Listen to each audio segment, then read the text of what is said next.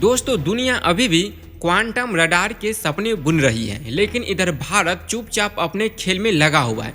ऐसी चर्चाएं कि डीआरडीओ ऐसी नई टेक्नोलॉजी पर काम कर रहा है जिसने बड़े बड़े देशों का ध्यान अपनी तरफ खींच लिया है। अब सवाल यह है कि अगर ये तकनीक पूरी तरह मैदान में उतर गई तो क्या चीन के सबसे एडवांस स्टील्थ फाइटर जेट भी बेअसर हो सकते हैं।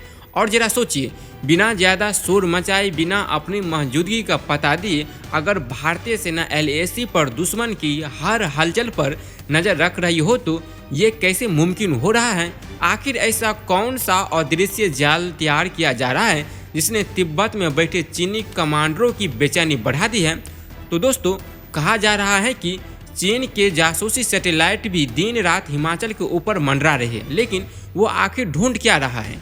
क्या पहाड़ों के नीचे कोई ऐसा अंडरग्राउंड नेटवर्क तैयार किया जा चुका है जो जरूरत पड़ने पर कुछ ही पलों में जवाबी कार्रवाई की नींव बन सकती है। अब जरा ये भी सोचिए, अगर आज रात LAC पर कोई बड़ा खतरा पैदा हो जाए तो क्या भारत आज इंटीग्रेटेड एयर कमांड एवं कंट्रोल सिस्टम यानी IACCS कुछ ही सेकंडों में अलग अलग हथियार और रक्षा प्रणालियों के बीच तालमेल बैठाकर जवाबी कार्रवाई शुरू कर सकता है। दोस्तों 2020 की गलवान घटना के बाद भारत की सोच पूरी तरह बदल गई है। पहले जो सिर्फ सीमा पर सैनिक बढ़ाने और चौकियां मजबूत करने पर लगा था, लेकिन अब असली ताकत टेक्नोलॉजी, रियल टाइम इंटेलिजेंस और नेटवर्क आधारित युद्ध क्षमता पर दी जा रही है। दोस्तों आज भारत एक ऐसी मल्टी लेयर सर्विलांस नेटवर्क तैयार कर रहा है जिसमें satellite, radar, drone, sensor, cyber system और इलेक्ट्रॉनिक निगरानी सब एक दूसरे से जुड़ी हुई है। मकसद साफ है, सीमा पर होने वाली हर गतिविधियों की जानकारी समय रहते मिल सके। लेकिन हिमालय जैसे इलाका अपने आप में सबसे बड़ी चुनौती है। ऊंचे ऊंचे पहाड़ और गहरी घाटियां सामान्य रडार के लिए ब्लाइंड जोन बना देती है, क्योंकि रडार की तरंगें पहाड़ों के आर पार नहीं जा पाती हैं। यही वजह है कि भारत लगातार नई तकनीकों और आधुनिक निगरानी प्रणालियों पर काम कर रहा है ताकि इन चुनौतियों को भी पीछे छोड़ा जा सके। तो दोस्तों क्या वाकई भारत ने सीमा सुरक्षा का ऐसा नया मॉडल तैयार कर लिया है जो आने वाले समय में पूरे एशिया का ताकत संतुलन बदल सकता है? यही जानेंगे आज के इस वीडियो में। आखिर तक हमारे साथ बने रहिए। दोस्तों हिमाचल की ऊंची ऊंची चोटियां और गहरी घाटियां हमेशा से सेना के लिए सबसे बड़ी चुनौती रही है। इन्हीं घाटियां का फायदा उठाकर दुश्मन के फाइटर जेट या ड्रोन जमीन के बेहद करीब उड़ते हुए रडार की नजरे से बचने की कोशिश करते हैं। फौजी भाषा में इसे टेरेन हैंगिंग कहा जाता है। लेकिन अब भारत ने इस चुनौतियों का जवाब सिर्फ जमीन से नहीं बल्कि सीधे अंतरिक्ष से देना शुरू कर दिया है। पिछले कुछ वर्षों में भारत ने अपना स्पेस सर्विलांस नेटवर्क लगातार मजबूत किया ताकि सीमा पर होने वाले हर हलचल पर पहले से ज्यादा नजर रखी जा सके। दोस्तों इस नेटवर्क में सबसे अहम भूमिका निभाते हैं कार्टोसैट और EOS सीरीज की सैटेलाइट। इसका काम है सीमावर्ती इलाकों की बेहद हाई रेजोल्यूशन तस्वीरें जुटाना ताकि सड़कें, नए निर्माण, सैन्य गतिविधि और दूसरे बदलावों पर लगातार नजर रखी जा सके। लेकिन दोस्तों हिमाचल का मौसम कब बदल जाए इसका कोई भरोसा नहीं। कभी घना कोहरा, कभी बर्फबारी तो कभी बादलों की मोटी चादर। ऐसे हालात में सामान्य ऑप्टिकल कैमरे ज़्यादा मदद नहीं कर पाते। यहीं पर काम आती है रिसेट सीरीज। इसमें इस्तेमाल होने वाली सिंथेटिक अपचार रडार तकनीक बादलों और खराब मौसम में भी जमीन की तस्वीरें लेने में सक्षम मानी जाती है। यानी अगर मौसम को ढाल बनाकर कोई गतिविधियां छिपाने की कोशिश हो तो उस पर भी नजर रखना आसान हो जाता है। लेकिन आधुनिक युद्ध सिर्फ तस्वीर से नहीं जीते जाते। आज असली ताकत जानकारी और इलेक्ट्रॉनिक सिग्नलों की होती है। इसी वजह से भारत ने इलेक्ट्रॉनिक इंटेलिजेंस क्षमताओं को भी लगातार मजबूत किया है। रिपोर्ट के मुताबिक ऐसे सिस्टम दुश्मनों के रडार और संचार सिग्नलों का विश्लेषण करके सैन्य गतिविधियों के बारे में अहम जानकारी जुटाने में मदद कर सकते हैं।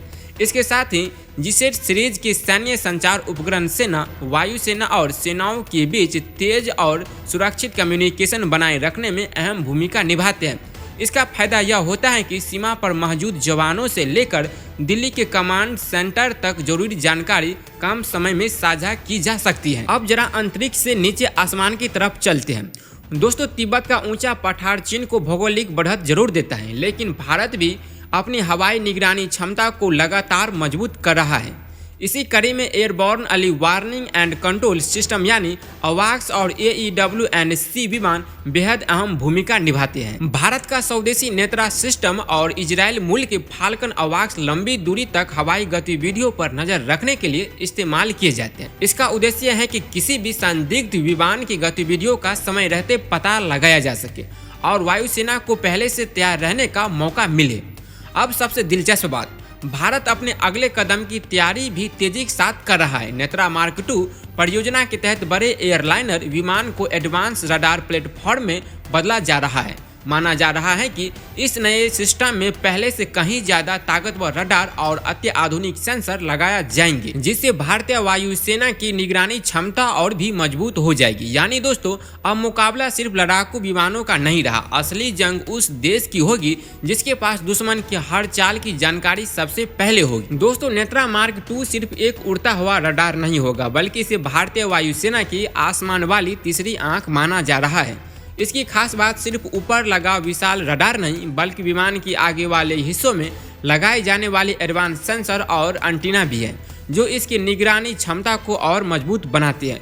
लेकिन असली खेल शुरू होता है इसकी लुक डाउन क्षमता से। सोचिए, जब कोई रडार हजारों फीट ऊपर हिमाचल की घाटियां से झांकता है तो उससे पहाड़ों और जमीन से टकराकर लौटने वाले अनगिनत सिग्नल का सामना करना पड़ता है। इसी सिग्नल के बीच अगर कोई दुश्मन का विमान या क्रूज मिसाइल बेहद नीचे उड़ रही हो तो उसे पहचानना आसान नहीं होता है। यहीं पर आधुनिक सॉफ्टवेयर एडवांस सिग्नल प्रोसेसिंग की अहम भूमिका होती है। ऐसे सिस्टम जमीन से आने वाले गैर जरूरी सिग्नलों को अलग करके संभावित हवाई लक्ष्यों की पहचान करने में मदद करते हैं। यही वजह है कि पहाड़ी इलाकों में भी निगरानी पहले के मुकाबले कहीं ज्यादा प्रभावी मानी जाती है। दोस्तों, सिर्फ दुश्मनों को ढूंढना ही काफी नहीं होता, अपने लड़ाकू विमानों को लंबे समय तक हवा में बनाए रखना भी उतना ही जरूरी है। इसी काम में एयर टू एयर रिफिलिंग विमान भारतीय वायुसेना की सबसे बड़ी ताकत बनते जा रहे हैं। इसी मकसद से सुखोई 30 MKI और राफेल जैसी फाइटर जेट बिना बार बार एयरबेस लौटे लंबे समय तक मिशन पर बने रह सकते हैं। इसका मतलब साफ है, जरूरत पड़ने पर सीमा के पास लगातार हवाई निगरानी और तेज प्रक्रिया देने की क्षमता बढ़ जाती है।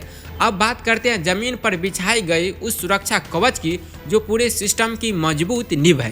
हिमालय की पहाड़ हमेशा से रडार के लिए चुनौती रहे हैं। कहीं ऊंची चट्टानें, कहीं गहरी घाटियां और कहीं ऐसे इलाके जहां सामान्य रडार की पहुंच सीमित हो जाते हैं। इसी चुनौती से निपटने के लिए भारतीय सीमावर्ती इलाके में आधुनिक माउंटेन रडार नेटवर्क को लगातार मजबूत कर रहा है। ऐसे रडार अलग अलग दिशाओं से आने वाले हवाई रास्ते पर नजर रखते हैं ताकि किसी भी संदिग्ध गतिविधियों का जल्दी पता लगाया जा सके। भविष्य में कई संवेदनशील इलाकों में निगरानी नेटवर्क को और मजबूत करने की योजना पर काम चल रहा है। और रुद्रा एक multi role medium power radar है जिसे तेज गति से उड़ने वाले कई हवाई लक्ष्यों पर एक साथ नजर रखने के लिए विकसित किया गया है। वहीं अजनबी की सबसे बड़ी ताकत उसकी मोबिलिटी है। अगर सीमा के किसी सेक्टर में अचानक हालात बदलते हैं तो इस रडार को ट्रक के जरिए कम समय में नई जगह पहुंचाकर तुरंत तैयार किया जा सकता है।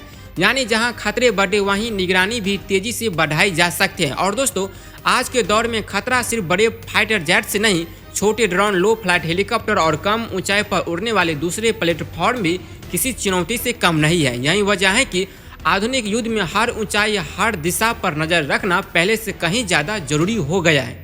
दोस्तों, इस वीडियो पर आपका क्या राय है कमेंट बॉक्स में जरूर बताएं। तब तक लिए जय हिंद, जय भारत।